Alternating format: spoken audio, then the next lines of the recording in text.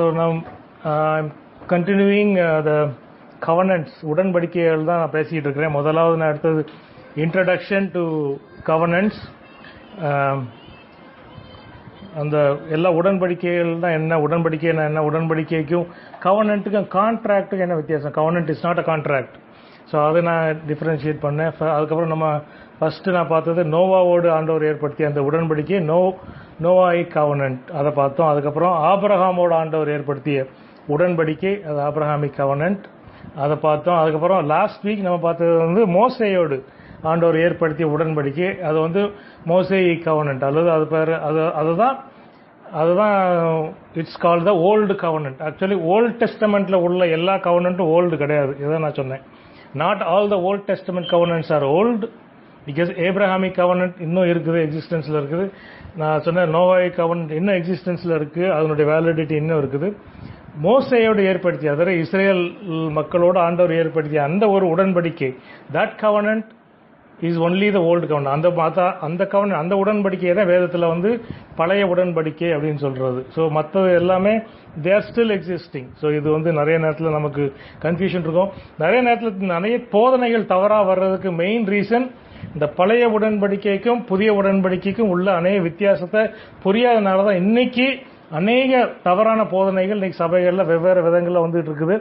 For example, last week எடுக்கும்போது எடுத்தேன், சின்ன பிள்ளைங்களுக்கு ஞானஸ்நானம் கொடுக்கறது எப்படி வந்துச்சுன்னா, விருத்த சேதனத்திலிருந்து வந்தது தான் சின்ன பிள்ளைகள் ஞானஸ்நானம். விருத்த சேதனம் சின்ன பிள்ளைங்களுக்கு பண்ணணும்னு இருக்கு. ஏன்னா பழைய உடன்படிக்கையின்படி ஒரு பையனோ ஒரு பையன் ஒரு யூத குடும்பத்தில் பிறந்துட்டாங்கன்னா அவனை விருத்த சேதனம் பண்ணிட்டா அவன் வந்து he becomes part of that Jewish faith.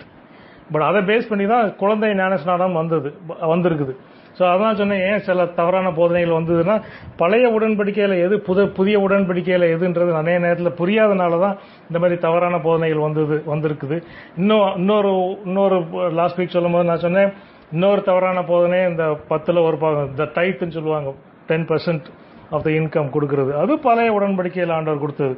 புதிய உடன்படிக்கையில் ஆண்டவருக்கு தேவை உங்களுக்கு எது முடியுமோ, God wants a cheerful giver. யார் அவர் சியர்ஃபுல்லா உண்மையான இருதயத்தின் ஆழத்திலிருந்து கொடுக்கிற அந்த மாதிரி கொடுக்கறத ஆண்டவர் விரும்புகிறார். இஸ் நாட் ஒரிட் அபவுட் நீங்க 10% கொடுக்குறீங்களா 20% கொடுக்குறீங்களோன்றது இல்லை. பட் அதை நம்ம ஒரு கண்டிஷனா மாற்றும் போது then that is still old கவர்னன்ட்.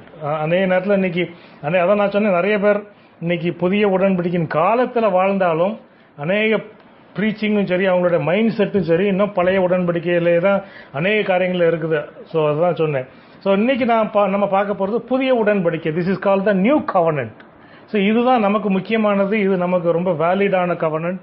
So இதுதான் ரொம்ப முக்கியமான கவர்னன்ட். இதை குறித்து நான் இதுக்கு முன்னால் நிறைய பேசியிருக்கேன். ஸோ இதனுடைய focus, I want to narrow it down and focus on something that really matters. இதில் வந்து சில காரியங்களை மட்டும் நான் ஃபோக்கஸ் பண்ணுறேன். ஏன்னா is a very vast subject. But நமக்கு தேவையானதை மட்டும் நான் இதை ஃபோக்கஸ் பண்ணுறேன்.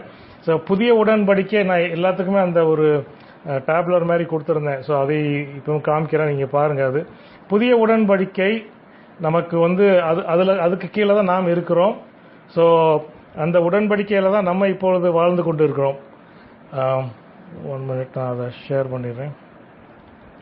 ஓகே, தெரியுதா அப்போ? ஓகே, ஸோ இதுதான் நம்ம பார்க்குறோம். It's called new கவர்னன்ட். It's also called messianic கவர்னன்ட். ஏன்னா அது வந்து ஆண்டவர் மேசியாவா வந்து அவரோட ரத்தத்தின் மூலமாக ஏற்படுத்தி அந்த உடன்படிக்கை. So it's also called messianic கவர்னன்ட். யாரோட அந்த உடன்படிக்கையை ஏற்படுத்தினார்? முதலாவது அவர் இஸ்ரேல் மக்களோட தான் ஏற்படுத்துறார் இந்த உடன்படிக்கை. இது நீங்கள் பாருங்க.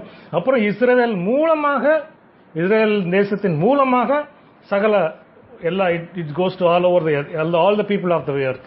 உலகத்தில் உள்ள எல்லா மக்களுக்கும் அந்த உடன்படிக்கை it is still we are still under the new covenant. இப்பொழுது கரண்ட்ல நம்ம எந்த உடன்படிக்கையின் கீழே இருக்கிறோம்னா புதிய உடன்படிக்கையின் கீழே இருக்கிறோம். ஸோ மோசேயோடு செய்த வந்த உடன்படிக்கை இப்பொழுது இட்ஸ் நாட் வேலிட். ஸோ இப்போ வந்து யாரோட செய்தார்? இஸ்ரேலோட செய்தார், எல்லா மக்களுக்காக செய்தார். அப்புறம் அந்த உடன்படிக்கையில் நான் எதை சொன்னேன், எல்லா உடன்படிக்கையிலும் ஒரு ப்ராமிஸ் இருக்கும். So what is offered? அந்த உடன்படிக்கையில் ஆண்டவர் நமக்கு என்ன கொடுக்கிறார்?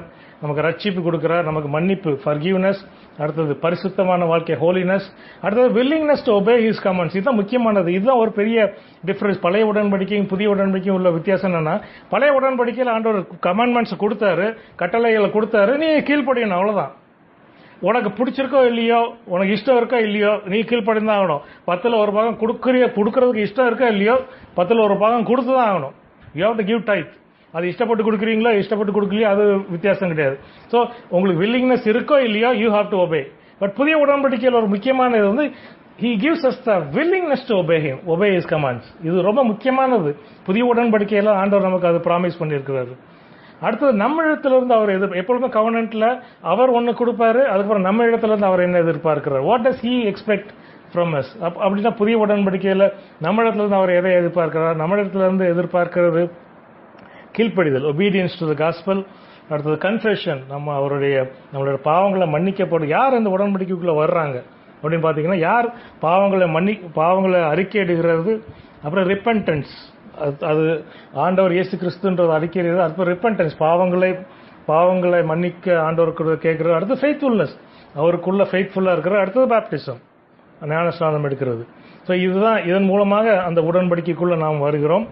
அப்புறம் இதுக்கு பெனால்ட்டியும் இருக்கு. What happens if you don't believe and if you பாதி வழியில் if we choose to go out அப்படின்னா, அந்த நம்மளுடைய ஆண்டவர் எதற்காக நம்ம அழைத்தோரோ அதுல இருந்து நம்மளை we get cut off. But இதுதான் நம்ம பேக் ஸ்லைடிங் சொல்றோம். ஸோ இது வந்து அடுத்தது பெர்மனன்ட். இதனுடைய பீரியட் என்னன்னா, this is a permanent covenant, it's not temporary covenant. Old covenant, மோசேயோடு செய்த உடன்படிக்கை அது டெம்பரரி கவர்னன்ட், அது only for a particular period. இது வந்து permanent covenant, it is for ever, eternal life. அடுத்தது இது வந்து தொடர்ச்சியாக இருக்கும். புதிய வானம் புதிய பூமி வருகிற வரைக்கும் இந்த கவர்னன்ட் இருக்கதான் செய்யும். அடுத்தது இந்த உடன்படிக்கையின் நோக்கம் என்னன்னா, he wants to have a subjects of the kingdom of God free from sin. இதுதான் முக்கியமானது. பழைய உடன்படிக்கையினுடைய நோக்கம் என்னன்னா, he just wanted them a group of people to show to the மற்ற நேஷன், சுத்தியுள்ள அநேக மக்களுக்கு, இஸ்ரேல் மூலமாக அவர் தான் தேவன் என்று காண்க செய்தார். அநேக காரியங்களை அவங்களுக்கு ஆசீர்வாதங்களை கொடுத்தும் நீங்க அதான் பார்க்கலாம். தாவீதின் மூலமாக, சாலமோன் மூலமாக ஆண்டவர் அந்த இஸ்ரேல் நாட்டை உயர்த்தும் போது மற்றவர்களெல்லாம் பார்த்தாங்க, ஓ இது ரொம்ப இவங்க விசேஷமான ஒரு மக்கள் அப்படின்றத பார்த்தாங்க. பட் புதிய உடன்படிக்கையின் மூலமாக என்ன சொல்றாருன்னா, he wants a righteous subject, அவருடைய ராஜ்யத்துக்கு சப்ஜெக்ட்ஸ். தேவனுடைய ராஜ்யத்துக்கு உள்ள வருகிற சப்ஜெக்ட்ஸ் பாவத்திலிருந்து விடுபட்டு இருக்கணும். அதான் that is the most important thing of this new covenant, freedom from sin. பழைய உடன்படிக்கையில் அது அவங்களுக்கு கேரண்டி இல்லை. அடுத்து எட்டர்னிட்டியும் இல்லை பழைய உடன்படிக்கையில். நீங்க பாத்தீங்கன்னா பழைய உடன்படிக்கையில் கீழே மரணத்துக்கு அப்புறம் என்னன்றது யாருக்குமே ஒண்ணு சொல்லல. இன்னும் யூதர்களுக்கு தெரியாது மரணத்துக்கு அப்புறம் என்னன்னா. இன்னும் சதுசேயர்னு ஒரு கூட்டம் இருக்கு, அவங்க சொல்றாங்க மரணத்துக்கு அப்புறம் வேற ஒண்ணுமே கிடையாது சொல்றாங்க. இன்னும் அப்படிதான் இருக்காங்க. இன்னும் இப்ப இஸ்ரேல் போனீங்கன்னா நீங்க அந்த கூட்டத்தை மீட் பண்ணலாம். they will still say there is nothing after death, it's all finished. பரிசேயர் என்ன சொல்லுவாங்களா, அவங்க பரிசேயர்ல நிறைய கூட்டங்கள் இருக்கு, ஒவ்வொன்னு சொல்றாங்க. ஏன்னா பழைய உடன்படிக்கையில் அந்த எட்டர்னிட்டின்றத ஆண்டவர் கொடுக்கவே இல்லை, அது புதிய உடன்படிக்கையில தான் நமக்கு ஆண்டவர் கொடுக்கிறார். ஸோ இது ஜஸ்ட் அ பிரீஃப் இன்ட்ரடக்ஷன். அடுத்தது நான் ஜஸ்ட் ஷோ யூ ஒரு இது மட்டும் காமிக்கிறேன். இதுதான் இது பாத்தீங்கன்னா you will understand the difference between the old and the new. புரியுதா? இந்த புதிய உடன்படிக்கையும் பழைய உடன்படிக்கையும் உள்ள வித்தியாசத்தை பாருங்க. முதலாவது பழைய உடன்படிக்கை மோசே மூலமா வந்தது. he was a mere man. ஏன்னா பழைய உடன்படிக்கையில் நீங்க பாத்தீங்கன்னா அது மோசே மூலமாக இஸ்ரேல் மக்களுக்கு ஒரு ஆண்டவருக்கும் இஸ்ரேல் மக்களுக்கு நடுவில் மோசே இருந்து அதை வாங்கிடுவார். Is a mediator. பட் இங்க Jesus Christ is the mediator. So அடுத்தது ரெண்டாவது பாத்தீங்கன்னா பழைய உடன்படிக்கை இஸ்ரேல் மக்களுக்கு மட்டும்தான் கொடுக்கப்பட்டது. It was nationalistic. பட் புதிய உடன்படிக்கை it is for the whole world, it's global in reach. அடுத்தது பழைய உடன்படிக்கை கற்களில் எழுதப்பட்டது, பட் புதிய உடன்படிக்கை எல்லாருடைய இருதயத்தில் எழுதப்பட்டது. It's written in the hearts of man. அடுத்தது பழைய உடன்படிக்கையில பாவத்துக்கு அனிமல்ஸ், அதாவது மிருக ஜீவன்களை அவங்க சாக்ரிஃபைஸ் பண்ணாங்க, அவங்க பலி கொடுத்தாங்க. பட் இங்க ஒரே ஒரு பலி, இயேசு கிறிஸ்துவின் ரத்தம் எல்லா பலிக்கும் ஒரே ஒரு, இட் இஸ் இட்டர்னல் சாக்ரிஃபைஸ். அது டெம்பரரி சாக்ரிஃபைஸ் தான். ஒவ்வொரு வருஷமும் அந்த டே ஆஃப் அட்டோன்மெண்ட் ஒரு நாள் இருக்கும், அங்கதான் அந்த ஹை பிரீஸ்ட் உள்ள போய் அந்த பலியை கொடுப்பாரு. பட் இது இயேசு கிறிஸ்து ஒரு தடவை கொடுத்துட்டார், முடிஞ்சிருச்சு, இனிமே தேவையே இல்லை. அடுத்தது அஞ்சாவது பாத்தீங்கன்னா கார்டினல் ஆர்டினன்சஸ் இருக்கு. அப்படின்னா நிறைய சட்ட திட்டங்கள், இதை செய்யணும், இதை செய்யக்கூடாது, இது செய்யணும், இதை செய்யக்கூடாது, இதை இப்படிதான் செய்யணும், இது இப்படிதான் செய்யக்கூடாது. பட் நமக்கு அதெல்லாம் ஒண்ணுமே கிடையாது. ஆண்டவர் அதை எல்லாத்தையும் எடுத்துட்டா. we are now spiritual living by grace, கிருபையினால இருக்கிறோம். அடுத்தது 6வது பாத்தீங்கன்னா earthly tabernacle. இங்கே அவங்களுக்கு வந்து ஒரு டெம்பிள் ஒன்று, பிசிக்கல் டெம்பிள் தான் இருந்துச்சு. நீங்க முதலாவது பாத்தீங்கன்னா அந்த ஆசரிப்பு கூடாரம்னு ஒன்று இருந்துச்சு. அதை தான் எங்க போனாலும் தூக்கிட்டு போனாங்க. அதுக்கப்புறம் சாலமன் காலத்துல அவங்க ஒரு டெம்பிள் கட்டினாங்க. ஸோ அந்த டெம்பிள் தான் அந்த physical temple. So there is a physical temple. But புதிய உடன்படிக்கையில பிசிக்கலா எந்த டெம்பிளும் கிடையாது. எங்கெங்கெல்லாம் தேவனுடைய மக்கள் கூடுகிறார்களோ அங்கெல்லாம் தேவனுடைய பிரசன்னம் இருக்கு. அங்க அப்படி கிடையாது. பழைய உடன்படிக்கையில அந்த ஒரு இடத்துல தான் எல்லா வருஷமும் எல்லா யூதரும் அந்த இடத்துக்கு போனாதான் அவனை தேவனுடைய பிரசன்னத்தை அனுபவிக்க முடியும். ஆனா புதிய உடன்படிக்கையில் அப்படி கிடையாது. we can wherever 2 or 3 are gathered, எங்கெல்லாம் 2-3 பேர் என் நாமத்தினால் கூடுகிறார்களோ அங்கெல்லாம் நான் இருப்பேன். so there is no need for us to go anywhere. அடுத்தது 7வது பாத்தீங்கன்னா பழைய உடன்படிக்கை எல்லாமே ஷேடோஸ், சிம்பிள்ஸ் அண்ட் ப்ராஃபசிஸ் தான். புரியுதா? எல்லாமே ஒரு ஷேடோ, ஒரு சிம்பாலிக்கா தான் எல்லாமே இருந்துச்சு. இப்ப புதிய உடன்படிக்கையில் எல்லாமே fulfilments, it's all substance, it's all reality. எல்லாமே அங்க எதெல்லாம் நிழலா இருந்ததோ அது எல்லாம் இங்க ரியாலிட்டியா மாறிவிட்டது. ஸோ இது நாம இருக்கிறது தான் அந்த புதிய உடன்படிக்கையில இட்ஸ் ஆல் ரியல். அடுத்தது பழைய உடன்படிக்கையில it only condemn the conscious. புரியுதா? நம்மளுடைய மனசாட்சியை கண்டம் பண்ணும்.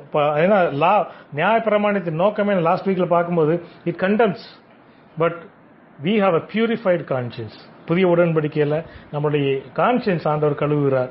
அடுத்தது பழைய உடன்படிக்கையில லெவிட்டிக்கல் பிரீஸ்ட்ஹுட்னு சொல்லுவாங்க. லேவியில இருந்து வந்த அந்த பிரீஸ்ட் தான் இருந்தாங்க.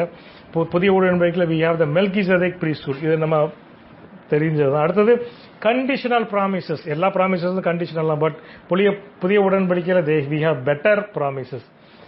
அடுத்தது பழைய உடன்படிக்கை it's a temporary arrangement, but புதிய உடன்படிக்கை அது ஒரு பெர்மனன்ட், இட்ஸ் ஃபார் எவர். அடுத்தது பழைய உடன்படிக்கையில் அவங்களுக்கு அதான் நான் சொன்ன எட்டர்னிட்டி இல்லை, எல்லாமே உலக பிரகாரமான காரியங்கள் தான். பட் புதிய உடன்படிக்கையில் we have everything up to the it's about eternity in heaven. ஆண்டவரோட நித்தியத்தில் இருக்கிறது, அந்த பேஸ் பண்ணி தான் எல்லாமே இருக்குது.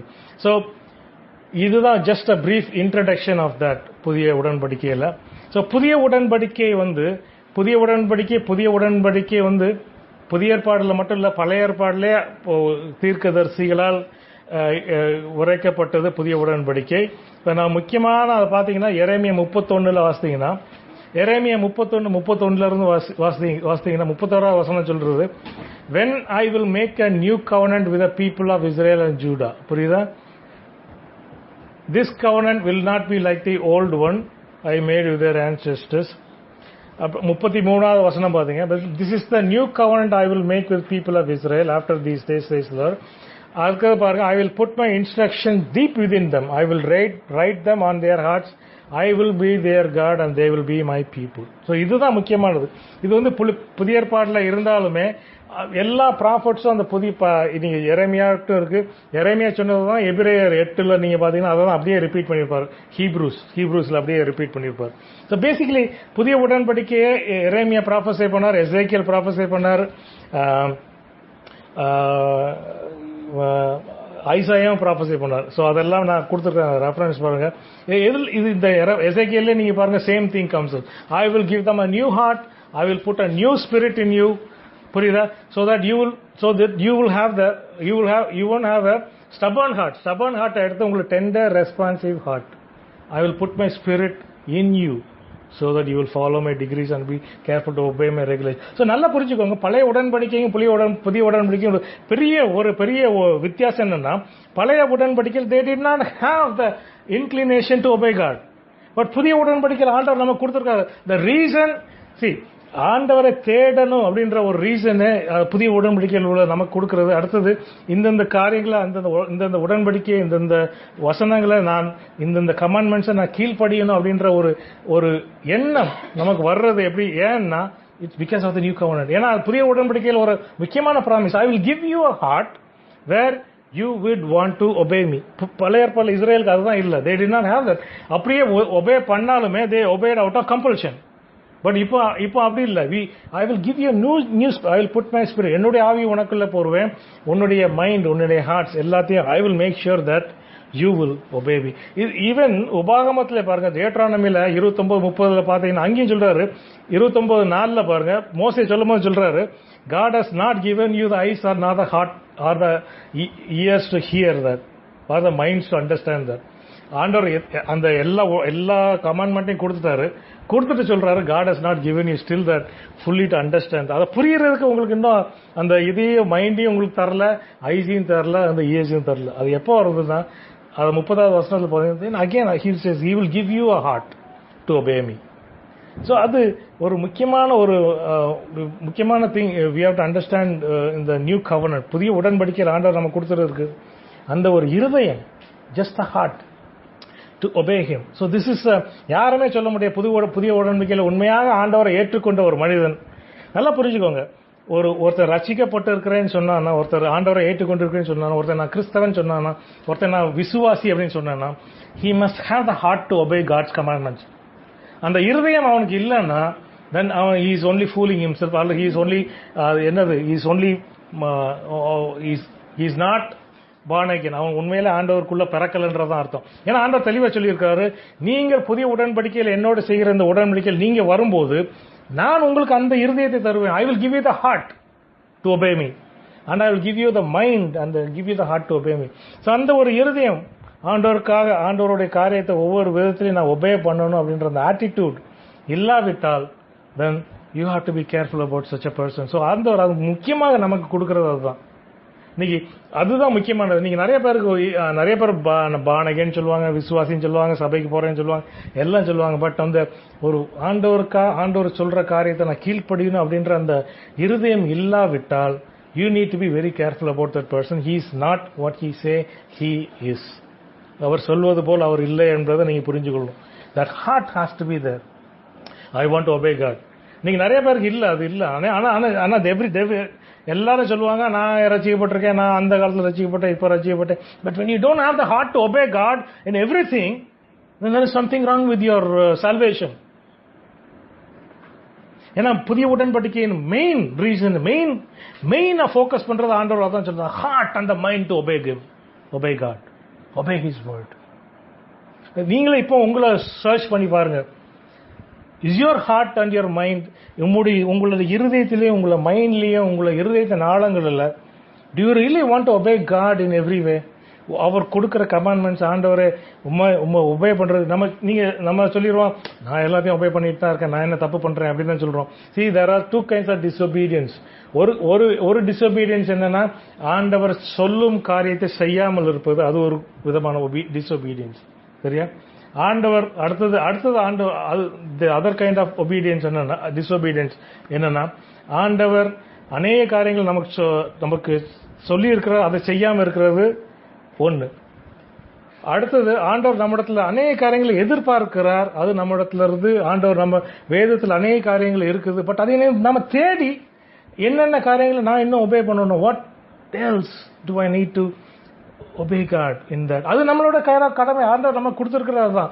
அநேக காரியங்கள் உங்களுக்கு தெரியும், அதுல நீங்க ஒபே பண்ணிட்டு இருக்கீங்க. But what about the things, நீங்க வேதத்தை வாசிக்கும் போது அநேக காரியங்கள் ஆண்டவர் நம்ம உங்களுக்கு பேசிக்கொண்டு தான் இருப்ப. நீங்க if you really want, அதான் அந்த இருதயம்ன்றது. If you really want to obey God, then you will always search the scriptures looking for things that you want to obey. I want to obey God. நீங்க நிறைய பேர் சொல்றாங்க, நான் ஒன்னும் தப்பு பண்றது இல்ல, so I am perfectly all right அப்படின்ற. But there are many things. If you don't ask, if you don't search, then you will not find it. அது ரொம்ப முக்கியமானது. So you have to ask yourself. நம்ம கேட்க வேண்டிய கேள்வி என்னன்னா, கண்டினியூஸா என்னுடைய மைண்ட்ல, என்னுடைய ஹார்ட்ல do I have the desire to obey God's commands? திரும்பவும் நான் சொல்றேன், நம்மளுடைய இருதயத்தின் ஆழத்துல, நம்ம மைண்ட்லயும் சரி, எனக்கு அந்த ஒரு ஆசை இருக்குது, ஆண்டவருடைய எல்லா விதமான கட்டளைகளையும், ஆண்டவர் கொடுத்துற எல்லா காரியங்களும் நான் கீழ்ப்படிய வேண்டும் என்கின்ற ஒரு ஆசை இருக்குதா? Do we have the desire? Because that is the main focus of the new covenant. புதிய உடன்படிக்கையில மெயின் ஃபோக்கஸ் அதுதான். If you lose that, we don't have that, then you are not under the new covenant. You think maybe you are under some other covenant. So you have to search our hearts. So அடுத்தது, then I want to focus on two aspects of the old and the new compare பண்ணி நான் சொல்றேன். So first, புதிய உடன்படிக்கையில் நம்ம வரும்போது தென் நம்ம we are not under the legal laws. நம்ம நியாய பிரமாணத்துக்கு கீழே இல்ல, புரியுதா? புதிய உடன்படிக்கையில் நாம் வந்து விட்டோம். So we are not under legalism, we are not under any laws and rules. But இன்னைக்கு there are two extremes here. இங்க அதான் நான் பேச போறேன் மெயினா ஃபோக்கஸ் பண்ணி. So we are free in Christ and நம்ம ஆண்டவருக்குள்ள கிறிஸ்துவுக்குள் நம்ம ஃப்ரீயா தான் இருக்கிறோம். வி ஆர் கம்ப்ளீட்லி, நமக்கு எந்த ஒரு பைண்டிங்கும் கிடையாது. பழைய உடன்படிக்கையில் அவங்களுக்கு இதை செய்யணும், இதை செய்யக்கூடாது, இதை இப்படி தான் செய்யணும், அப்படி எதுவுமே கிடையாது. We are free. பட் ஆனால் இன்னைக்கு அநேக காரியங்களை நம்ம பார்க்கும்போது, இன்னைக்கு அநேக நேரத்தில் அநேக சபைகள் அநேக போதனைகளும் இன்னைக்கு நம்ம பார்க்கும்போது, they still bind people into any kinds of some kind of legalism. புரியுதா? இன்னைக்கு ஃபார் எக்ஸாம்பிள் நான் லாஸ்ட் வீக் சொன்ன டைட் 10ல் ஒரு பாகம், இன்னைக்கு நிறைய பேர் பேசுறாங்க, நீ 10ல் ஒரு பாகம் சபைக்கு கொடுக்காட்டா நீ சபிக்கப்பட்டவன். ஏன்னா அதை வந்து மல்கியால இருந்து எடுத்து பேசுவாங்க. பட் மல்கியா வந்து பழைய உடன்படிக்கையில் உள்ளவர்களுக்கு எழுதப்பட்டது. நாம அந்த உடன்படிக்கையின் கீழே இல்ல. But still people try to force things on people. இன்னைக்கு அநேக போதனைகள் இன்னைக்கு அப்படிதான் இருக்குது. தே வாண்ட் டு ஃபோர்ஸ். இது மட்டும் இல்லைன்னா அநேக போதனைகள் இருக்கு. இதை இப்படிதான் செய்யணும், நீங்க இப்படிதான் இருக்கணும், நீங்க இப்படிதான் ட்ரெஸ் போடணும், நீங்க இப்படிதான் செய்யணும். இந்த மாதிரி லீகலிசம் இதான் லீகலிசம் சொல்றது. So there is a group of people இன்னைக்கு கிறிஸ்தவத்தில் இருக்கிறாங்க. They want to people to come under this kind of a yoke. They still want people to come under the legalism. So அதுதான் I want to focus on what is legalism and what is freedom in Christ. So நம்ம இங்க ஒரு இஷ்யூக்கு வருவோம். இங்க ஒரு issue இருக்கு, நடக்குது பாருங்க. புதிய ஏற்பாடுல நடக்குது. சர்க்கம்சிஷன், சரியா? விருத்த சேதனம். திமோத்தி அண்ட் டைட்டஸ் 2 பேர் பால் கூட ஊழியம் செய்றவங்க. 2 பேருக்கும் திமோத்தியை பார்த்தீங்கன்னா, திமோத்தி வந்து அவருடைய அம்மா யூத பெண்மணி, ஷி இஸ் ஜூயிஷ், அவங்க அப்பா கிரீக். டைட்டஸ் பார்த்தீங்கன்னா கம்ப்ளீட்டா he is a Greek, he is not Jewish at all. So இங்க அப்போஸ்தலர் 16:1 நீங்க 3 வாசித்தீங்கன்னா, இங்க வந்து நீங்க பார்க்கும்போது பால் வந்து திமோத்தியை கூட்டிட்டு போறாரு. அங்க அநேக யூதர்கள் இருக்கிறாங்க. ஸோ அநேக யூதர்கள் இருக்கிறதுனால அவர்கள் மத்தியில் ஊழியம் செய்யறதுக்கு எதனால செய்ய முடியும்னு பாக்குறாரு. ஸோ ஹி சேஸ், அவர் வந்து திமோத்தியை சர்க்கம்சைஸ் பண்றாரு, திமோத்தியை விருத்த சேதனம் பண்றாரு. புரியுதா? இது நல்லா புரிஞ்சுக்கோங்க. ஹி சர்க்கம்சைசஸ் திமோத்தி பிகாஸ் ஊழியத்தில் அங்க இருக்கிறவங்க கூட யூதர்கள் கூட ஊழியம் செய்யணும், ஸோ சர்க்கம்சைஸ் பண்ணணும்ன்றது பண்றாரு. பட் அதே நேரத்தில் டைட்டஸும் சர்க்கம்சைஸ் பண்ணணும் ஒரு கூட்டம் சொல்லுது. இது வந்து கலாத்தியர் 2வது அதிகாரத்தில் 3-5 வரைக்கும் நீங்க பாத்தீங்கன்னா அதுல அந்த இஷ்யூ இருக்கு. அதுக்கப்புறம் 3வது அதிகாரத்தில் அது இஷ்யூ ரொம்ப பெருசாகி அதுக்கப்புறம் Paul goes into a very big argument. இதை பேஸ் பண்ணி தான் 3வது அதிகாரம் போகுது. அதெல்லாம் முட்டாள், நீங்க அதுல வாசித்தீங்கன்னா தமிழ்ல நல்லா இருக்கும், இங்கிலீஷ்ல எப்படியா இருக்கு, யூ ஃபூலிஷ் கலாஷியன்ஸ், அப்படிதான் ஆரம்பிக்கிறார் அந்த 3வது அதிகாரமே. 3வது அதிகாரம் ஆக்சுவலா தனி கிடையாது, 2வது அதிகாரத்துல இருந்து போகுது அந்த இஷ்யூ போகுது. So circumcision of Titus. தீத்து வந்து டைட்டஸ் வந்து ஒரு கூட்டம் வந்து டைட்டஸ் ஷுட் பி சர்க்கம்சைஸ் அப்படின்னு சொல்லுது. இந்த கூட்டம் எங்க இருந்து வந்துச்சுன்னா, இது கிறிஸ்தவத்தில் உள்ள கூட்டம் தான். பட் இந்த கூட்டம் எப்படி வந்துச்சுன்னா, இவங்க எல்லாம் யூதர்கள், ஆண்டவரை ஏற்றுக்கொண்டவர்கள், ஆனா இவங்க சபையில தான் இருக்கிறாங்க.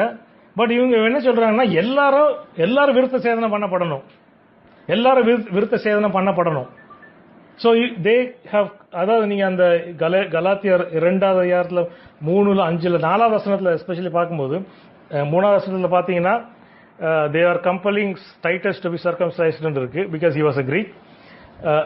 ஏன் நடந்துச்சுன்றது, this matter arose because some false believers had infiltrated our ranks to spy on the freedom we have in Christ Jesus and to make us slaves.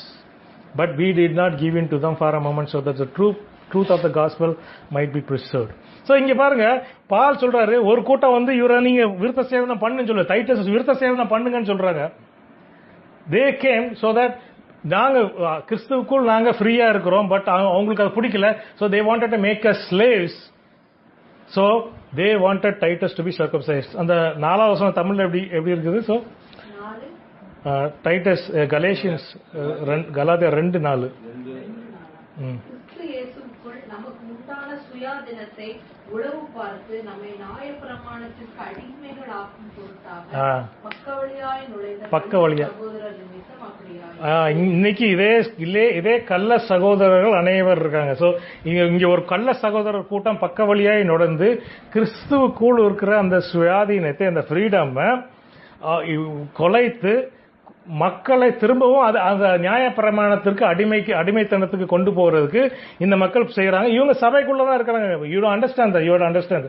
Even though they are Jews, they are inside the church, சபைக்குள்ளதான் இருக்கிறாங்க. So இங்க பாருங்க, but Paul is vehemently opposing it.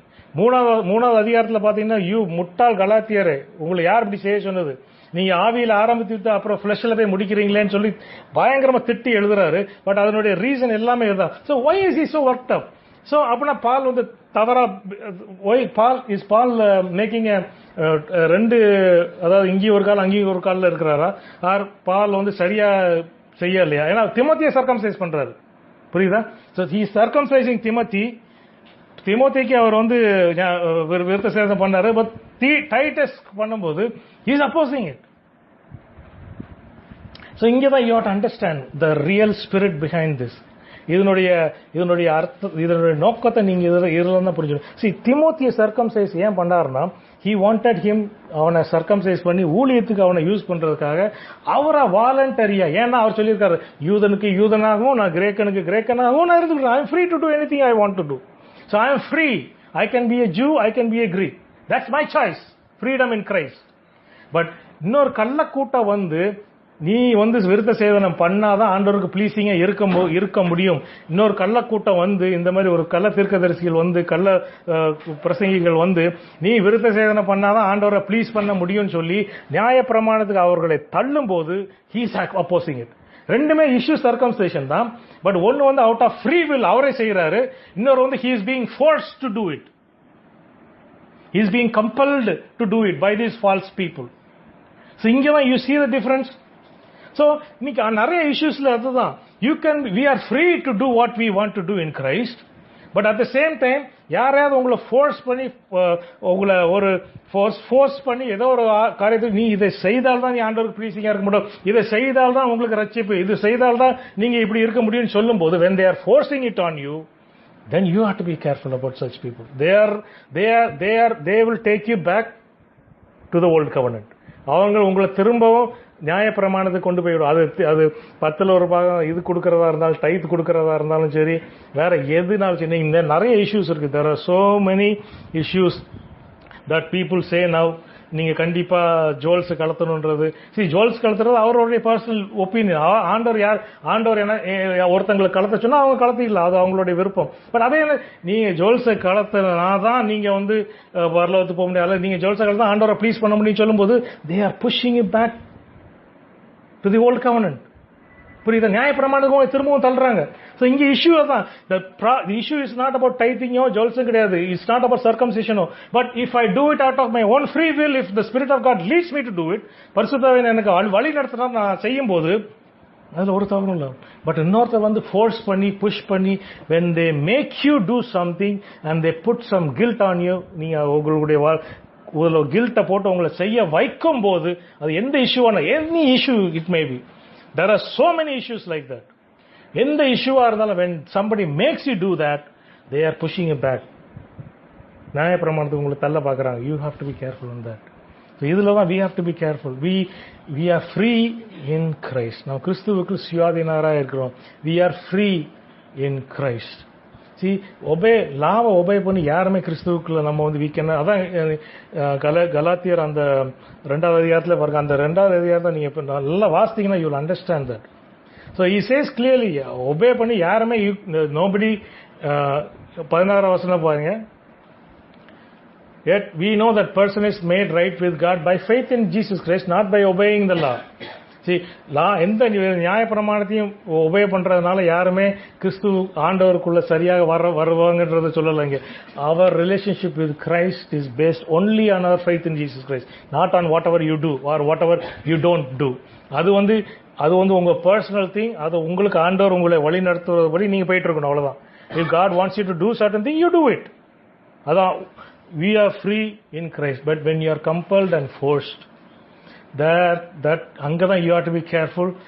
You have to be very careful about that legalism. People are trying, இன்னைக்கு நிறைய சபைகள்ல people are trying to push people into legalism. இது ஒரு பெரிய, இது ஒரு சைடு, இது ஒரு எக்ஸ்ட்ரீம். நான் இதை பத்தி ஸ்டடி பண்ணிட்டு இருக்கும்போது ரொம்ப ஆக்சிடென்டலா ஒரு டாக்குமெண்ட்ரி பார்த்தேன். நீங்க அமெரிக்காலாம் பார்த்திருப்பீங்க. there is a group called Amish அப்படின்னு சொல்லி, நீங்க பாருங்க. தேர் இன்ட்ரெஸ்டிங் குரூப்.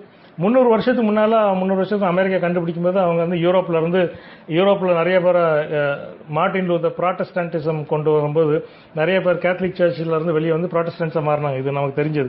ஸோ அதில் வந்து நிறைய பேர் கேத்தலிக் சர்ச் நிறைய பேர் கொன்னாங்க.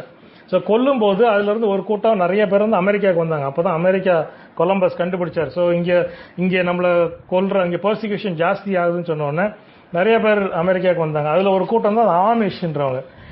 இன்னும் அமெரிக்காவில் இருக்கிறாங்க. நீங்க போனீங்கன்னா தேர் செப்பரேட் கம்யூனிட்டி, ஒரு குரூப் கம்யூனிட்டி மாதிரி இருப்பாங்க. ஒரு பர்டிகுலர் கருப்பு கலர்ல தான் ட்ரெஸ் போடுவாங்க, கருப்பு கலர் ஹேட் வச்சுக்கிடுவாங்க. வீட்டில் எலக்ட்ரிசிட்டி கிடையாது, வைக்க மாட்டாங்க. கார் யூஸ் பண்ண மாட்டாங்க. குதிரை வண்டியில தான் போவாங்க. எல்லாரும் தாடி வச்சிருப்பாங்க ஒரே மாதிரி. லேடிஸ் எல்லாரும் ஒரே கலர் ட்ரெஸ் அப்படி பெருசு நீளமா போட்டுக்கிடுவாங்க. பிள்ளைங்கள ஸ்கூலுக்கு 10ஆம் கிளாஸ் மேலே படிக்க வைக்க மாட்டாங்க. அதுவும் அவங்க ஸ்கூல்ல தான் படிப்பாங்க. அதுவும் ஒரு பர்டிகுலர் பைபிளில் பேஸ் பண்ணி ஒரு கரிக்குலம் தான் இருக்கும். அதுக்கு மேலே வைக்க மாட்டாங்க. So they are separated. So அவங்க பார்த்தீங்கன்னா அவங்களுடைய எப்படி அவங்க வந்தாங்க அப்படின்னு நீங்க பார்க்கும்போது they are purely based on all the rules and laws and regulations. So அவங்களுடைய நீங்க பாத்தீங்கன்னா அதுல இருந்து வெளியே வந்த ஒரு சிலர் சொல்லும்போது, நான் ஃபர்ஸ்ட் டைம் கார்ல ஏறும்போது நினைச்சேன், கார்ல ஆண்டவரே நான் ஏறுறேன், கார்ல ஏறுறது ரொம்ப தப்பு போல, நீர் கார்ல ஏறுறது தப்புன்னு எனக்கு வாந்தி வரட்டும் அப்படின்னு சொல்லி ஜெபம் பண்ணிச்சான் அந்த லேடி. சரி, கார்ல ஏறுறது கூட தப்புன்றது அளவுக்கு வந்து தேவர் அவங்களுக்கு அப்படி ஒரு teaching, they were forced into that kind of legalism. இது ஒரு எக்ஸ்ட்ரீமா இருக்கலாம், but still that is legalism. இன்னைக்கு அதே மாதிரி லீகலிசம் நிறைய பேருக்கு அதே மாதிரி கில்ட். அதை சொல்லிச்சு 12 வருஷம் கழிச்சு தான் she was able to come out of that Amish அந்த மைண்ட் செட்ல. அப்ப சொல்லிச்சு ஹஸ்பண்ட் கார் வாங்கிட்டு கார்ல போன்னு சொல்லும்போது, ஆண்டவரே நான் கார்ல ஏறுறேன், உங்களுடைய சித்தமா கார்ல ஏறுறது, ஏன்னா இது வரைக்கும் நான் கார்ல ஏறினது இல்லை, கார்ல ஏறினா தப்புன்னு சொல்லுவாங்க, எல்லாரும் பாவம்னு சொல்லுவாங்க, குதிரையில தான் போகணும்னு சொல்லுவாங்க. ஸோ கார்ல இப்போ அது கேட்கும் போது எனக்கு ஒரு விதத்துல சிரிப்பா இருந்தாலும், இன்னைக்கு அநேக சிச்சுவேஷன் அப்படிதான் இருக்கிறோம். நமக்கு இன்னைக்கு அநேக நேரத்தில் அநேக டீச்சிங்ஸ் சில டீச்சிங்ஸ் சில போதனைகள் எப்படி இருக்குன்னா, நீ இதை செஞ்சாதான் நீ இதை செஞ்சாதான் சொல்லும் போது, தென் அநேக நேரத்தில் அநேகருக்குரிய அந்த guilt, they have that still that guilt inside of them. இதை செய்யலாமா, இதை இப்படிதான் செய்யணுமா. So there is this legalism. We have to be very careful about this legalism. I'll give you a picture of that. Legalism எப்படின்னா, so இதுதான் legalism. இங்க பாருங்க, அந்த ஆடு எப்படி அந்த தட்டிக்குள்ள இருக்குல்ல, திஸ் இஸ் லீகலிசம். இதுதான் லீகலிசம். இதுதான் அப்படி மூடி போட்டுரு. ஸோ அவங்ககிட்ட பரிசுத்தமா வாழணும்னா, ஸ்கிரீன் தெரியுதா? இருக்குல்ல, இது வரலையா? நீங்க க்ளோஸ் பண்ணிட்டு ஃப்ரெஷ்ஷா ஷேர் போடுங்க. ஷேர் ஸ்கிரீன் ஃப்ரெஷ்ஷா போடுங்க. ஃபுல்லா க்ளோஸ் பண்ணுங்க. இப்போ சூஸ் பண்ணி இப்போ தெரியுதா? This is legalism. ஸோ பாத்தீங்களா, திஸ் இஸ் லீகலிசம். பாருங்க, this is legalism. Now this is one extreme. இது ஒரு எக்ஸ்ட்ரீம். சரியா? இது ஒரு extreme full of rules and rules. இன்னைக்கு ரூல்ஸ் அண்ட் ரெகுலேஷன்ஸ். சில சபைக்கு போனீங்கன்னா எப்படி ட்ரெஸ் பண்ணணும், இப்படிதான் ட்ரெஸ் பண்ணணும், இப்படிதான் முடி வெட்டணும். they still have those things. நீங்க தப்பா ட்ரெஸ் பண்ணிட்டு போயிட்டீங்கன்னா அவங்கள அப்படியே மறைப்பாங்க, நீ என்ன அப்படி இருக்க. See, that kind of legalism. This is one extreme. இது ஒரு எக்ஸ்ட்ரீம். பட் இன்னொரு extreme, I want to go to the other extreme. அது என்னன்னா, freedom in Christ versus license. License என்னன்னா, இது ஒரு எக்ஸ்ட்ரீம். இன்னொரு எக்ஸ்ட்ரீம் என்ன சொல்லுதுன்னா, we are free in Christ, so we can do anything we want. So இதுதான் நீங்க இன்னைக்கு வர்ற இந்த ஹைப்பர் கிரேஸ் டீச்சிங் எல்லாம் பாத்தீங்கன்னா, அவங்க என்ன சொல்றாங்கன்னா, நீ எதோ நாள் செய்யலாம், உன்னுடைய பாவத்துக்காக இயேசு கிறிஸ்து ரத்தம் சிந்திட்டாரு, so we are free in Christ, so நம்ம எதோ நாள் செஞ்சுக்கலாம், ஏன்னா ரத்தம் சிந்தப்பட்டு விட்டது. So there is nothing, there is no limit for us. So this is another thing called license.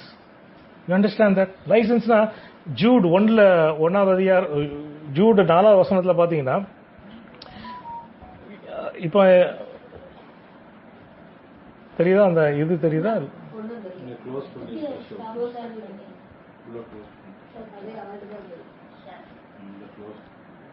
இப்போ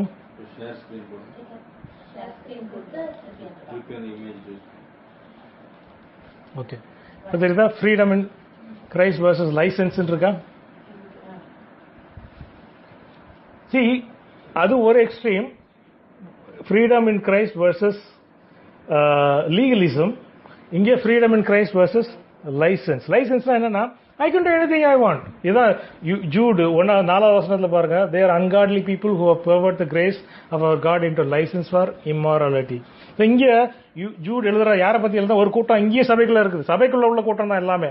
So இந்த சபைக்குள்ள உள்ள கூட்டம் என்ன சொல்லுதுன்னா we are free, so we can do anything we want. So in the license we can do anything we want, and they say we can do anything what to be to even up to immorality. இன்னைக்கு இதே போதனைகள் தான் இன்னைக்கு சிங்கப்பூர்ல இருந்து பெரிய பெரிய சபைகள்ல அவங்க பேசுறாங்க, எது வேணாலும் பண்ணிக்கலாம், யூ ஆர் ஃப்ரீ, அப்படிதான் சொல்றாங்க. பட் நீங்க வந்து வி ஆர் ஃப்ரீ, பட் நீங்க பாத்தீங்கன்னா the freedom கூட there is something else that we fail to read. இன்னைக்கு எல்லாரும் அவங்கலாம் எந்த வசனங்களை எப்படி வாசிக்கிறாங்கன்னு நான் சொல்றேன் பாருங்க. இப்போ முதல் அந்த 13 சாரி ஓகே, அது நான் 1 Peter 2:16 பாருங்க. அந்த 1 Peter 2:16, live as free people but do not use your freedom as a cover up for as evil, as live as God's slaves. See, freedom na we are free, but there is another in another way we are slaves to God. புரியுதா? This is a voluntary slave. We become slaves to God. அடுத்து Romans 6:18 பாருங்க, we are set free from sin but we become slaves to righteousness. See, we are not free completely in that sense. இவங்க சொல்ற மாதிரி free கிடையாது. Even though we are free, we are still slaves to righteousness. அதே மாதிரி 1 Corinthians 9:19 பாருங்க, though I am free and belong to no one, I have made myself a slave to everyone to win as many as possible. So Paul இதான் சொல்றாரு, even though I am free, I have made myself a slave. அதே மாதிரி Romans 6:22 பாருங்க, we are set free from sin and become slaves of God. So not we are just free, we are free from this, but we have become slaves of righteousness and we become slaves of God. Freedom இன்னைக்கு அவங்க சொல்றபடி hyper grace படி freedom அவங்க teach பண்ற freedom எப்படின்னா you are free. So அந்த freedom எப்படின்னா அது இப்படி தான் இருக்கும். நீங்க பாருங்க, நீங்க அந்த ஃப்ரீடம்ல இருக்கிறவங்களை நீங்க பாத்தீங்கன்னா அவங்க இப்படி தான் இருப்பாங்க. they will be like this. நீங்க பாத்தீங்கன்னா ஸோ இந்த ஆடுகள் இப்படி தான் இருக்கும். when you are completely, when you say I am free, இந்த சிச்சுவேஷன்ல தெரியுதா, இப்போ அங்க ஓனா இருக்குல்ல, so you are not protected by anything. You say I'm free, I can do anything I want. அதனுடைய consequence, see, this is what happens when you say you are free, I can do anything I want. அதனுடைய consequence பாருங்க, this is the consequence. தெரியுதா? இப்போ you see that? See, இன்னைக்கு அதான் சொல்றாங்க, இன்னைக்கு அநேக சபைகள்ல விசுவாசிகள் இந்த நிலைமையில தான் இருக்கிறாங்க. we are free, we can do anything we want. சரி செய்யுங்க. see, we can do anything you want, you can do it, but this is the condition, ultimate condition. This is where you will end up if you think you are free. We are freed so that from sin we are freed from legalism, so that we become slaves for righteousness and slave for God. But அது வந்து that's a choice that we have to make. See, நியாய பிரமாணத்துல என்னன்னா அது உங்களுடைய choice கிடையாது. நீ இஸ்ரேலிட்ட பிறந்துட்டா, you are பிறந்துட்டா, நீ நியாய பிரமாணத்தை கீழ்ப்படிந்துதான் ஆகணும். நீ நியாய பிரமாணத்தை கீழ்ப்படியா விட்டால் அதுக்கு தண்டனை என்ன தெரியுமா? டெத். தெரியல, மரணம் தான். ஒரு யூதனா பிறந்துட்டு அவன் நியாய பிரமாணத்தை கீழ்ப்படியலைன்னா அவனை வெளியே கொண்டு போய் கல்லெறிஞ்சு கொண்டு இருங்க. வெரி சிம்பிள், அவ்வளவுதான். பட் இங்க புதிய உடன்படிக்கையில் ஆண்டவர் யாருமே அப்படி சொல்ல, நீ கிறிஸ்தவனா பிறந்துட்டா, கிறிஸ்தவ குடும்பத்தில் பிறந்துட்டா நீ கிறிஸ்தவனா தான் இருக்கணும், கிறிஸ்தவனா இல்லாட்ட உன்னை கல்லெறிஞ்சுக்கணும், அப்படி யாருமே சொல்லல. ஆண்டவர் என்ன சொல்றாருன்னா, it's your choice. Now I have freed you from legalism. லீகலிசத்துல உன்னை ஃப்ரீ பண்ணிட்டேன். But to become a slave of righteousness is up to you. You can choose or you can be free and end up like this. நீங்க ஃப்ரீயா இருக்கலாம், but you will end up like this. That's up to you. It's your choice. சரி, ஆண்டவர் நம்மளை எதற்கு அழைத்திருக்கிறார் தெரியுமா? நம்மளை இந்த மாதிரி இருக்கிறதுக்கு தான் அழைத்திருக்கிறார். God has called us. This is what God wants us to see. The shepherd is going at the front, the sheep is following. நீ பாடின பாட்டு எல்லாமே shepherd and sheep தான் வந்துச்சு. So there is spirit of God really let them to do that. நீங்க பாருங்க, இதுதான் this is what it. See, இந்த ஷீப் வந்து இந்த இந்த இத்தனை ஷீப், இத்தனை ஆடு போகுது. இந்த ஆடுல எந்த ஆடு வேணாலும் லெஃப்ட்ல போறதுனாலும் போய்க்கலாம், ரைட்ல போறதுனாலும் it has a free choice. Shepherd அவர் பாட்டு முன்னால போயிட்டு தான் இருக்கிறாரு. Every sheep that is following the shepherd is following out of its own free will. It is not forced. It is not forced. There is no forcing in the new covenant. எந்த விதத்தில் ஒரு ஃபோர்ஸும் கிடையாது. இங்க பாருங்க, எல்லா ஷீப்பும் அவரை நோக்கி போய்கொண்டு இருக்கிறது. இதுதான் புதிய உடன்படிக்கையினுடைய மகிமை. இதுதான், இதுக்காக தான் ஆண்டவர் நம்மளை அழைத்திருக்கிறார். This is why God has called us for this. அதனால சொல்றாரு யோவான் 10ல அதை பாருங்க, யோவான் 10, 26, 24, 24, my sheep listen to my voice and I know them and they follow me. என்னுடைய ஆடுகள் என்னை பின்பற்றும். See, பழைய ஏற்பாட்டில் எப்படின்னா, பழைய உடன்படிக்கையின் பின்னால் எப்படின்னா, there is no other choice. அதான் நான் பாட்டினால அந்த ஃபென்ஸுக்குள்ள அந்த ஆடை அடைச்சி போட்டாச்சு. அப்படிதான் இஸ்ரேல் மக்கள் அப்படிதான் இருந்துச்சு, அடைச்சி போட்ட ஃபென்ஸ் இதெல்லாம் இருந்தாங்க. பட் இப்பொழுது ஆண்டவர் நம்மளை இப்படி வச்சிருக்கிறார், இப்படிதான் வச்சிருக்கிறார். ஆண்டவர் நம்மளை இப்படி வைத்திருக்கிறார். You can choose to follow. இங்கேயும் ஓப்பனாக தான் இருக்கு, இங்கேயும் ஓப்பனாக தான் இருக்கு. நீங்க போறதா போய்க்கலாம். லெஃப்ட்ல போற ஆடுகள் லெஃப்ட்ல போக தான் செய்யும், ரைட்ல போற ஆடுகள் போயிட்டு தான் இருக்கு. போங்க, it's up to you. But where you will end up, அதான் நான் முந்தின picture காமிச்சேன்ல, that is how you will end up. See, God has called us. See, ஆண்டவர் நம்மளை அழைத்திருக்கிறது இப்படி தான் அழைத்திருக்கிறார், இதற்காக தான் அழைத்திருக்கிறார்.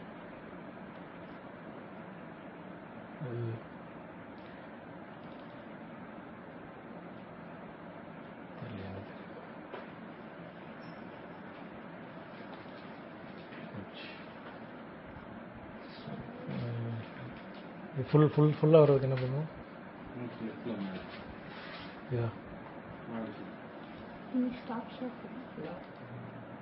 ஓகே. ஸோ ஆண்டவர் நம்மளை அழைத்திருக்கிறதுக்கு நோக்கம், ஸோ தட், அதான் யோவான் 10ல் சொல்லியிருக்க, my sheep listen to my voice and I know them and they follow me. I give them eternal life and they shall never perish and no one will search out of my heart. ஆண்டவர் நம்மிடத்தில் எதிர்பார்க்கிறது அதுதான். ஆண்டவர் நம்மிடத்தில் எதிர்பார்க்கிறது என்னன்னா, அவருடைய sheep, அவர் முன்னால போயிட்டு இருக்கிறாரு. நம்ம வந்து we have it's our choice.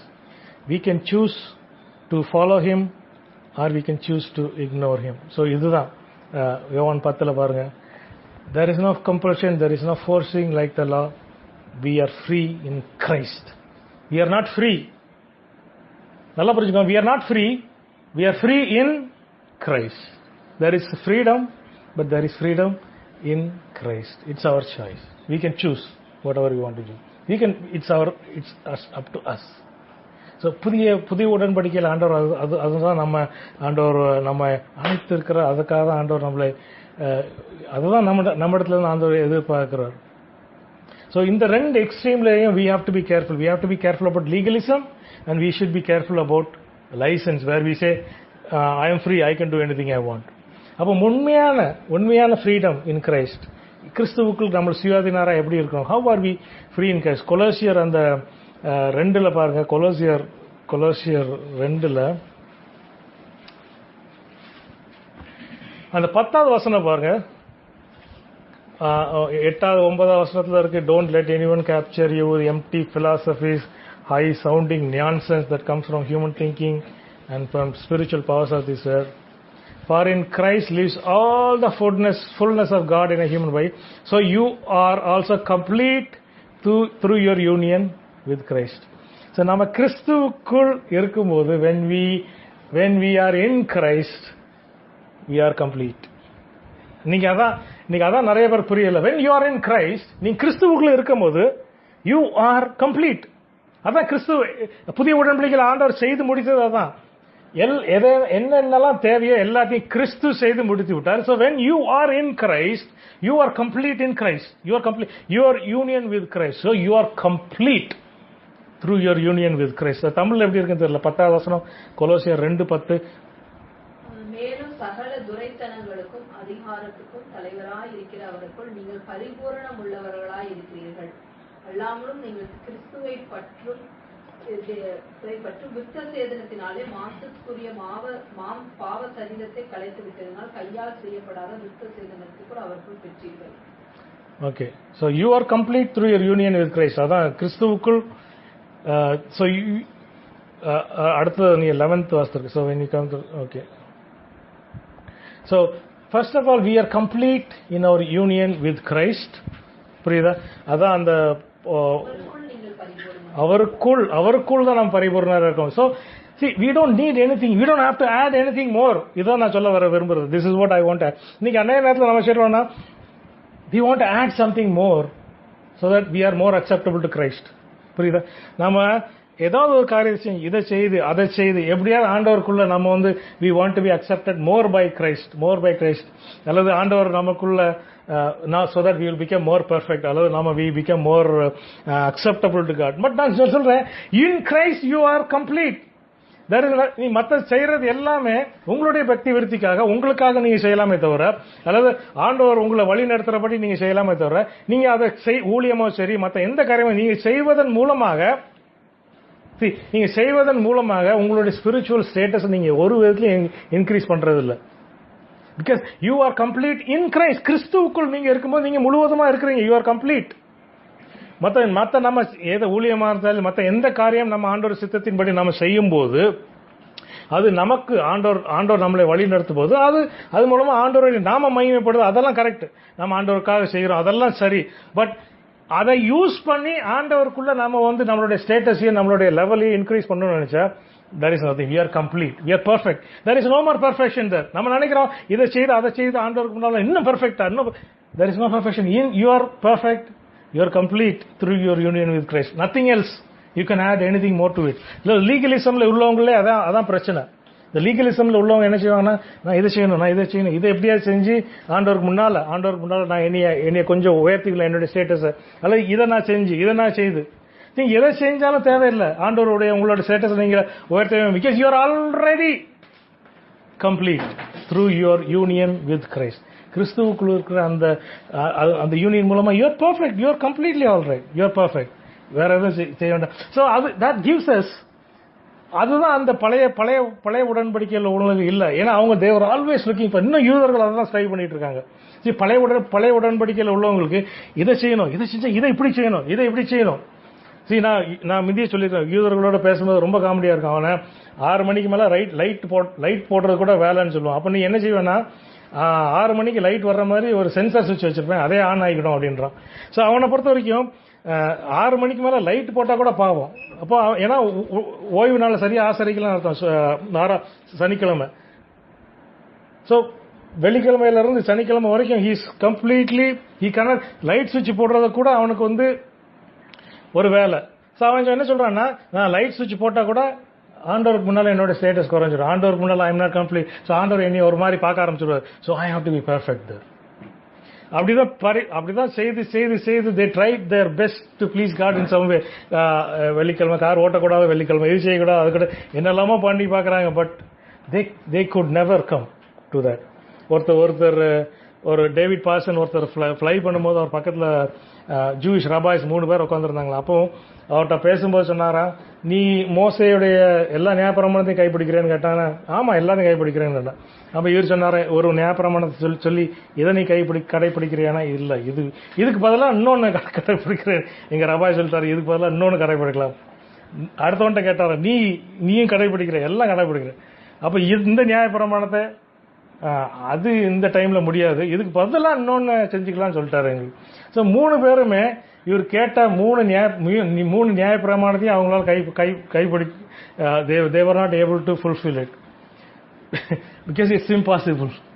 See, you could try all your best. Legalism la adha, you can try all your best to நீங்க இதை செய்து ஆண்டவருக்கு முன்னால பெர்ஃபெக்ட்டா, அல்லது ஆண்டவருக்கு முன்னால நீங்க வந்து இன்னும் பரிசுத்தமா ஆண்டவருக்கு முன்னால வரணும். நீங்க you can do all your best, but you will never reach that stage. The Jews have never reached it. எத்தனையோ 1000 ஆண்டுகளா ட்ரை பண்ணிட்டு இருக்காங்க. they were never able to reach that. So you are complete in Christ. இதுதான் புதிய உடன்படிக்கையில we have to understand. There is nothing you can do to increase your holiness. உங்களுடைய பரிசுத்தம், நம்மளுடைய holiness, there is nothing there. நம்மளுடைய பரிசுத்தம் ஆண்டவர் நமக்கு கொடுக்கிறது. It's an imputed righteousness. So எதையுமே நம்ம there is nothing that you can do. You are complete in Christ. அடுத்து 11 வசனத்துல பாருங்க, you are not circumcised by physical circumcision. 12 வசனத்துல you are buried with Christ when you are baptized and you are raised with him to a new life because you trusted the mighty power of God. So through baptism we are buried with Christ and we are raised to a new life. So இது ஆண்டவர் நம்மிடத்துல எதிர்பார்க்கிறது. இதை நாம இது புதிய உடன்படிக்கையின் மூலமாக நம்ம செய்யறோம். அடுத்தது பார்க்கிறோம் 13 14 பாருங்க. He cancelled the record of the charges against us. 14 and he took it away by nailing it to the cross. In this way he disarmed the spiritual rulers and authorities. So இதுதான் முக்கியமான ஒரு புதிய உடன்படிக்கையில நம்ம புரிந்து கொள்ள வேண்டியது என்னன்னா, நம்மளுடைய பாவங்களுடைய எல்லா சார்ஜ் ஷீட்டையும் எடுத்து, இட்ஸ் ஆல்மோஸ்ட் லைக் தட். அப்படியே பாருங்க, சார்ஜ் ஷீட் எடுத்து அதை சிலுவையில் அறைந்து விட்டார். இதன் மூலமாக என்ன செய்யறாருன்னா, நல்லா புரிஞ்சுக்கோங்க, இதை இன்னைக்கு முக்கியமான சத்தியம். இதன் மூலமாக in this way 15 வசனம் இப்படிதான் ஆரம்பிக்கும். In this way he disarmed the spiritual rulers and authorities and he shamed them publicly by his victory over them on the cross. The devil and the spiritual forces, the rulers and principalities, they have no power over us. He disarmed them. In this way, எப்படி நம்மளுடைய பாவத்திற்குரிய charge sheet எடுத்து சிலுவையில் அறைவதன் மூலமாக he disarmed the spiritual rulers and authorities. இது பழைய உடன்படிக்கையில் அவங்களால முடியல.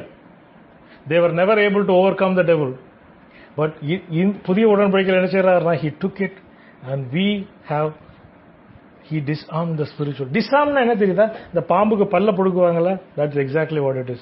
ஆனா இன்னைக்கு அநேக கிறிஸ்தவர்கள் இன்னைக்கு நமக்கு we don't understand that. We really don't understand that we are living in a time where complete spiritual rulers and authorities are completely disarmed. அது எத்தனை பேர் நீங்க விசுவாசிக்கிறீங்கன்னு தெரியல, but that is what it is. It's completely disarmed. அடுத்தது there is this condemnation versus conviction. So கொலோசியர்ல இருக்கு, பழைய உடன்படிக்கையில it always condemns, but under the new covenant there is only conviction. So we have to understand that எங்கெல்லாம் உங்களுக்கு condemnation இருக்குதோ, then you have to be very clear that is not the new covenant. You see, under the new covenant there is only conviction. There can be no condemnation under the new covenant. அடுத்தது புதிய உடன்படிக்கையில we are not led by the law, we are led by the spirit because we are under the law. இது நீங்க தான் கேட்கணும். Are you under the spirit or you are under the law?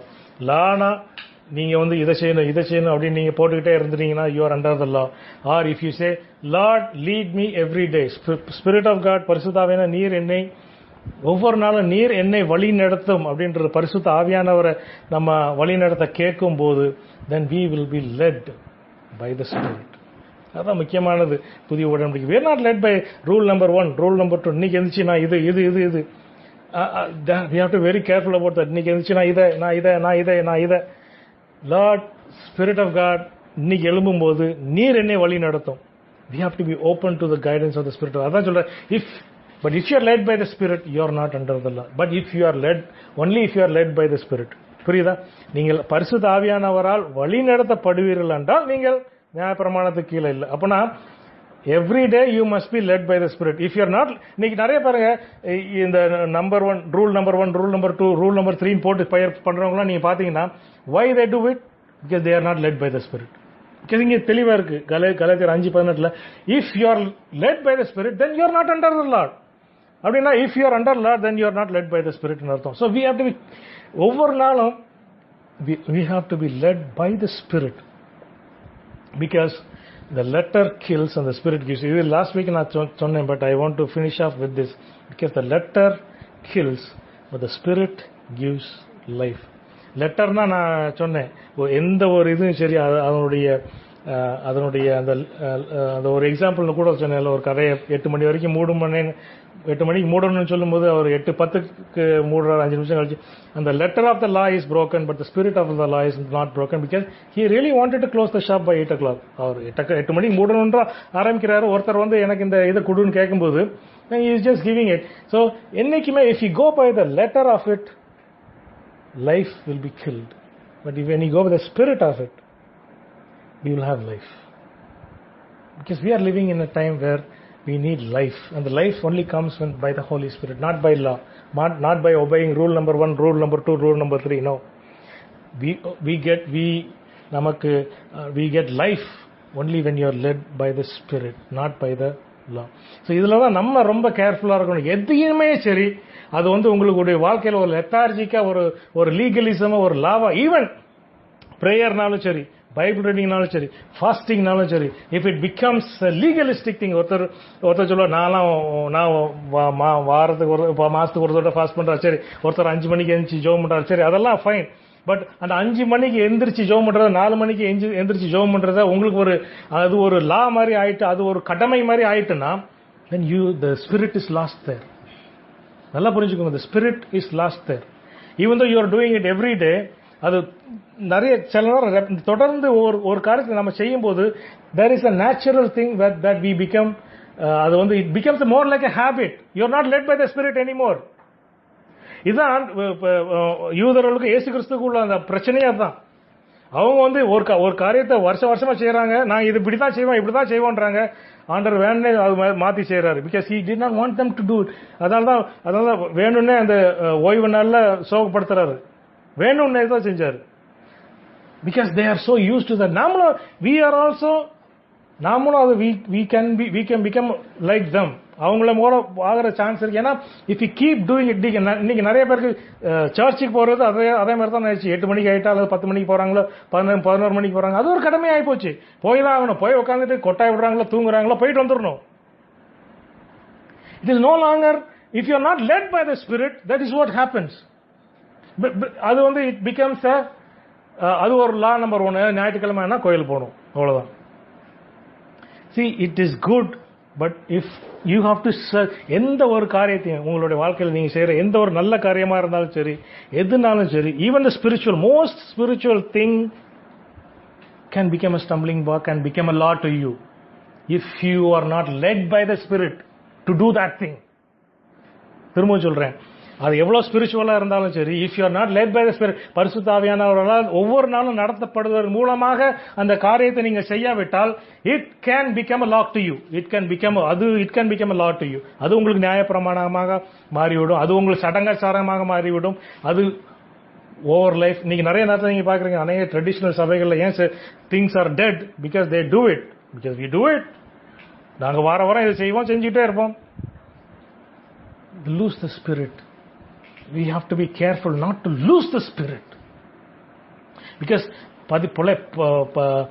புதிய உடன்படிக்கையில ஒரு main அதுதான். It's the most important thing that we should never forget, that we should not lose the spirit.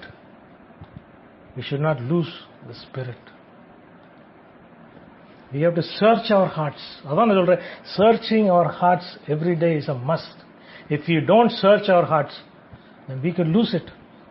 நீங்க நிறைய பேர் ஆரம்பிக்கும் போது நல்லா ஆரம்பிக்கிறாங்க. நீங்க நிறைய ஊழியக்காரங்களாம் பாருங்க, நிறைய விசுவாசிகள் பாருங்க, ஆரம்பிக்கும் போது நல்லா தான் ஆரம்பிக்கும். ஏன் ட்ரெடிஷனல் சர்ச்சஸே பாருங்க, நீங்க ஆரம்பிக்கும் போது நல்லா தான் ஆரம்பிச்சாங்க, மிஷனரிஸ் வந்தாங்க, எல்லாத்தையும் நல்லா தான் ஆரம்பிச்சாங்க. ஏன்? why it is in this state? There is no soul searching in between. இது நான் செய்யறது ஆவியானவர் நடத்துறையில செய்யறேனா அல்லது என்னுடைய ஹாபிட்டா? Has it become habitual for me? If it is habitual, I even advise you change it so that it no longer becomes a habit for you, so that it becomes led by the Spirit. So you are led by the Spirit every day, so that you listen to the Holy Spirit every day. இதுதான் முக்கியமானது. பரிசுத்த ஆவியானவருக்கு நம்ம கீழ்ப்படிந்து ஒவ்வொரு நாளும் we have to be led by the Spirit every day, on a everyday basis. If you don't, then we can also end up like the people of the old covenant. We do it because we do it. ஒரு வருஷம் செய்யறோம் அவ்வளவுதான், without anything, without giving a thought to it. புதிய உடன்படிக்கையின் முக்கியமானது, I want to close only with this verse.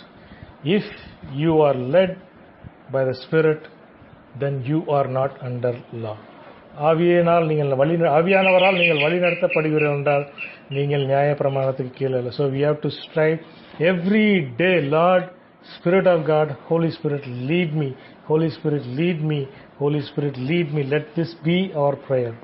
May God bless these words.